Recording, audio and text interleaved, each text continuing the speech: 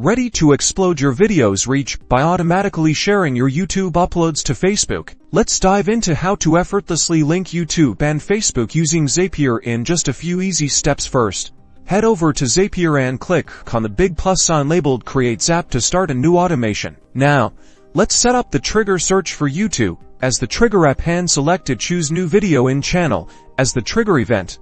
Then connect your YouTube account and specify the channel you want to monitor for new videos. Next, let's configure the action search for Facebook pages as the action at and select it. Choose Create Page Post as the action event.